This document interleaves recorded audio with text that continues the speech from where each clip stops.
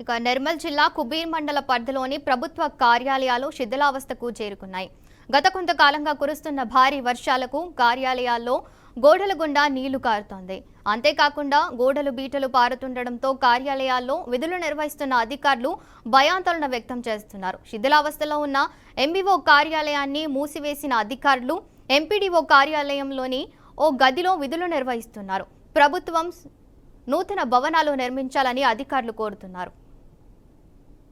అతిపెద్ద కుబీర్ మండలము వెనుకబడటానికి కారణం ఏంటంటే గత ప్రభుత్వం కావచ్చు, ఇప్పుడున్న ప్రభుత్వాలు కావచ్చు, ప్రజలకు కనీస అవసరాలు కానీ మౌలిక వసతులు కల్పించకపోవడం దురదృష్టకరం. ఈరోజు మన కుబీర్ మండల కేంద్రంలో ఉన్న ఏదైతే విద్యా రంగం కానీ, వైద్య రంగం కానీ, లేదా రైతులకు సంబంధించిన సదుపాయాలు కల్పించే భవనాలు కానీ ఈరోజు శిథిలావస్థకు చేరుకోవడం జరిగింది. విద్య ఏదైతే మన వైద్య ఏదైతే ప్రభుత్వ ఆసుపత్రి ఈరోజు మనం చూసినట్టయితే అసలు అది వర్షాకాలంలో నీళ్లను తేలియాడుతూ ఉంటది. అక్కడ మురికి నీరు కూడా మొత్తం ప్రభుత్వ ఆసుపత్రిలోకి పోతుంటే దాని చుట్టూ పరిసరాల్లో కూడా ఆక్రమణకు గురి కావడం జరిగింది. అసలు చుట్టూ గ్రామాల నుంచి ప్రజలకు వైద్యం అందని పరిస్థితుల్లో ఈరోజు మన ప్రభుత్వ ఆసుపత్రులు చూస్తున్నాం.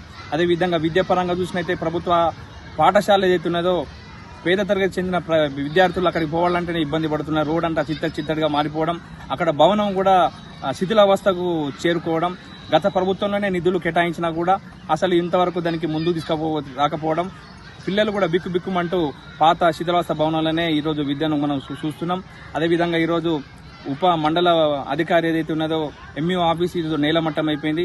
ఇక్కడ పూర్తి స్థాయి అసలు ఎంఈఓ ఆఫీస్ కూడా లేకపోవడం, ఐకేపీ ఆఫీస్ కానీ వ్యవసాయదారులకు సంబంధించిన రైతులకు అందించే సదుపాయాలు అందించే ఒక వ్యవసాయ అధికారి ఆఫీసు ప్రత్యేకమైన ఆఫీస్ లేకపోవడం, అట్లా మనం చూసినైతే కుబీర్ మండలంలో అన్ని భవనాలు ఈరోజు పశు వైద్యశాల కావచ్చు, లేకుంటే ఈరోజు ఎంపీడీ ఆఫీస్ కావచ్చు, ఎంఆర్ఓ ఆఫీస్ ఏదైతే అసలు పూర్తి స్థాయి ఎంఆర్ఓ ఆఫీసే ఇక్కడ కుబీర్ మండలంలో లేదు.